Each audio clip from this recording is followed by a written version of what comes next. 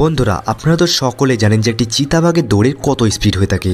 আমরা সকলে সেটা ছোট থেকে ডিসকভারি চ্যানেলে দেখে আসছি, কিন্তু আপনি কি জানেন ফুটবল খেলোয়াড়দের দৌড়ের সর্বোচ্চ গতি কত হতে পারে? নিশ্চয়ই জানেন না। তো আজকের ভিডিওতে আমরা জানতে চলেছি ফুটবলের সবচেয়ে দ্রুততম 10 জন ফুটবলার সম্পর্কে, এবং এই লিস্টে মেসি, রোনাল্ডো এবং এমবাপ্পে কত নম্বরে রয়েছে জানতে ভিডিওটি শেষ পর্যন্ত দেখতে থাকুন। ভিডিওটি শুরু করার আগে आपके सामने एक बड़ा सा रेड बटन है। তো শুরু করছি আজকের এই ইন্টারেস্টিং ভিডিওটা। বন্ধুরা, এই লিস্টে 10 নম্বরে রয়েছে কাইল ওয়াকার। তিনি বর্তমানে ম্যানচেস্টার সিটির হয়ে খেলে থাকেন। 2022 সালে দ্রুততম ফুলব্যাকদের মধ্যে অন্যতম হলেন কাইল ওয়াকার। প্রথমে তিনি টটেনহাম ক্লাবের হয়ে তার গতির বিস্ফোরণ দেখিয়েছিলেন। তারপর তিনি 2017 সালে ম্যানচেস্টার সিটি ক্লাবের হয়ে যোগদান করেন এবং ম্যানচেস্টার সিটিতে এসে নিজের কেরিয়ারকে তিনি শক্তভাবে ধরেন। বর্তমানে ওয়াকারের বয়স 33 বছর, তবুও এ বয়সে তিনি 35.71 কিমি পার ঘন্টা গতিতে দৌড়াতে সক্ষম হন। এই লিস্টে 9 নম্বরে রয়েছে ফ্রান্সের ফুটবলার ওসমান ডিম্বেলে। ওসমান ডিম্বেলের হাইট 5 ফিট 10 ইঞ্চি উচ্চতা এবং তার বডি ফিটনেস এত ভালো যে বিপক্ষ দলের খেলোয়াড় তাকে ধরতে পারে না। ওসমান ডিম্বেলের দৌড়ের গতি হচ্ছে 35.9 কিমি পার ঘন্টা। তিনি 2017 সাল থেকে 2023 সাল পর্যন্ত বার্সেলোনা ক্লাবের হয়ে খেলেছেন। তিনি উভয় পায়ে সমানভাবে খেলতে সক্ষম, যার ফলে খেলার মাঠে তার আরও গতি বেড়ে যায়। বার্সেলোনা ক্লাবের হয়ে দীর্ঘদিন খেলার পর একজন স্বয়ংসম্পন্ন ফুটবলার হয়ে উঠেছেন তিনি। 2023 সালে তিনি পিএসজি ক্লাবে যোগদান করেন। এই লিস্টে 8 নম্বরে রয়েছে আশরাফ হাকিমি। আশরাফ হাকিমি একজন ভয়ঙ্কর ফুলব্যাক খেলোয়াড়। তিনি 2022 সালে দ্রুততম রাইট ব্যাক খেলোয়াড় হিসেবে পরিচিতি লাভ করেন। হাকিমির রানের গতি আরও বেড়ে যায় যখন তিনি রিয়াল মাদ্রিদ ছেড়ে পিএসজিতে যোগদান করেন। বর্তমানে আশরাফ হাকিমি 36.48 কিমি পার ঘন্টা গতিতে দৌড়াতে সক্ষম হন। তাই তিনি যখন বল নিয়ে কাউন্টার অ্যাটাক করেন তখন বিপক্ষ দলের ফুটবলাররা তাকে ধরতেই পারে না। এই লিস্টে 7 নম্বরে রয়েছে মোহাম্মদ সালাহ। চেনা মুখগুলোর মধ্যে অন্যতম হচ্ছেন মোহাম্মদ সালাহ।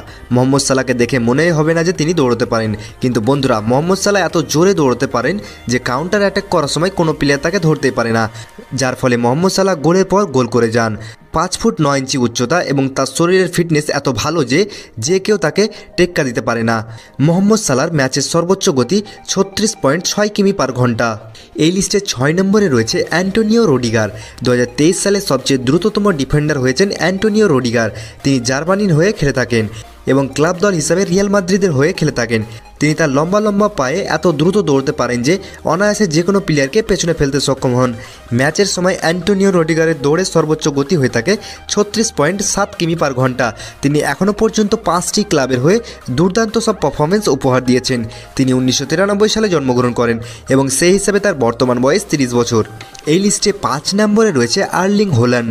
আর্লিং হোল্যান্ড একজন নরওয়েজিয়ান ফুটবলার। তিনি ম্যানচেস্টার সিটি ক্লাবের হয়ে খেলে থাকেন। মাত্র 23 বছর বয়সী এই খেলোয়াড়ের হাইট 6 ফুট 4 ইঞ্চি হওয়ায় আর্লি হোল্যান্ড তার লম্বা চওড়া শরীর এবং বডি ফিটনেস এত ভালো যে এত কম বয়সে একজন ভয়ঙ্কর ফুটবলার হয়ে উঠেছেন। তার দৌড়ের গতি এত বেশি যে বিপক্ষ দলের ফুটবলাররা তার কাছেই আসতে পারে না। 2022 সালে ওয়ার্ল্ড কাপ না খেলতে পারলেও তিনি ম্যানচেস্টার সিটির হয়ে রেকর্ড পরিমাণ গোল করেছিলেন, যার ফলে 2023 সালে সবাই তাকে ব্যালন ডি'অরের অন্যতম দাবিদার ভেবে নিয়েছিল। প্রতিটি ম্যাচে আর্লি হোল্যান্ড গোলের পর গোল করে যান, যার কারণে সবাই তাকে রোবটম্যান উপাধি দিয়েছেন। বন্ধুরা, লিস্টে 4 নম্বরে রয়েছে রোমেলু লুকাকু। রোমেলু লুকাকু হচ্ছেন একজন বেলজিয়াম খেলোয়াড়। রোমেলু লুকাকুর হাইট 6 ফুট 3 ইঞ্চি উচ্চতা হয়। তার বিশাল এই লম্বা চওড়া শরীরের সাহায্যে তিনি অনেক দ্রুত দৌড়তে পারেন। খেলার মাঠে 37 কিমি পার ঘন্টা গতিতে দৌড়তে পারেন, যার ফলে বিপক্ষ দলের খেলোয়াড় তার সঙ্গে টেক্কাই দিতে পারে না। আসলে বিদেশি খেলোয়াড়রা অনেক বেশি লম্বা চওড়া হয়ে থাকে, তার কারণে তারা অনেক বেশি গতিতে দৌড়তে পারে। তিনি বর্তমানে প্রিমিয়ার লিগে চেলসি ক্লাবের হয়ে খেলে থাকেন। তিনি 1993 সালে জন্মগ্রহণ করেন এবং সেই হিসেবে তার বর্তমান বয়স 30 বছর। এখনও পর্যন্ত তিনি মোট 6টি ক্লাবের হয়ে খেলেছেন। এই লিস্টে 3 নম্বরে রয়েছে আলফোনসো ডেভিস। তিনি 2000 সালে ঘানাতে জন্মগ্রহণ করেন। সেই হিসেবে তার বর্তমান বয়স 23 বছর এবং তিনি বর্তমানে বায়ার্ন মিউনিখ ক্লাবের হয়ে খেলছেন। 23 বছর বয়সী এই ফুটবলারের হাইট 6 ফুট হওয়ায় তার লম্বা লম্বা পা দিয়ে দ্রুত গতিতে দৌড়তে পারেন, যার ফলে কোনো প্লেয়ার তাকে ধরতে পারে না।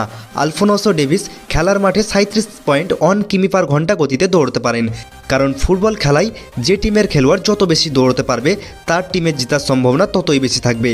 আলফোনসো ডেভিস এখনও পর্যন্ত 3টি ক্লাবের হয়ে খেলেছেন, যার ফলে তিনি একজন সেরা ফুটবলার হয়ে উঠেছেন। বন্ধুরা, এই লিস্টে 2 নম্বরে রয়েছে আদামা ট্রাওরে। তিনি একজন স্প্যানিশ ফুটবলার এবং ক্লাব দল হিসাবে তিনি ফুলহাম ক্লাবের হয়ে খেলে থাকেন। আদামা টাওয়ারে তার শক্তিশালী শরীরের জন্য সবার কাছে পরিচিত। তিনি তার শক্তিশালী শরীর এবং ফিটনেস নিয়ে গর্ব করে থাকেন। তার বাহুবল শরীর এবং ফিটনেস এত ভালো যে খুব দ্রুত দৌড়তে সাহায্য করে। খেলার মাঠে তার দৌড়ের সর্বোচ্চ গতি হয়ে থাকে 37.1 কিমি/ঘন্টা। তিনি তার শক্তিশালী শরীরের মাধ্যমে খুব সহজে যে কোনো বিপক্ষ দলের খেলোয়াড়কে টেক্কা দিতে পারেন। বন্ধুরা, এই লিস্টে 1 নম্বরে রয়েছে ফ্রান্সের ফুটবলার কিলিয়ান এমবাপ্পে। গতির তারকা বলা হয়ে থাকে কিলিয়ান এমবাপ্পেকে। 5 ফুট 10 ইঞ্চি উচ্চতা সম্পন্ন এই ফরাসি খেলোয়াড় যে কোনো ম্যাচকে কয়েক মিনিটে পুরোপুরি উল্টো পাল্টা করে দিতে পারে, সেটা আমরা সবাই দেখেছি 2022 সালের কাতার বিশ্বকাপের ফাইনালে কিলিয়ান এমবাপ্পে যে খেলাটা দেখিয়েছিল তা হয়তো কখনো আর্জেন্টাইন ফ্যানরা ভুলতে পারবে না। আর্জেন্টিনার বিরুদ্ধে যে কাউন্টার অ্যাটাক করেছিল তার ফলে আর্জেন্টাইন ফ্যানদের মনে ভয় ঢুকিয়ে দিয়েছিল। কিলিয়ান এমবাপ্পে এত জোরে দৌড়তে পারে যে বিপক্ষ টিমের ফুটবলাররা তাকে ধরতে পারে না।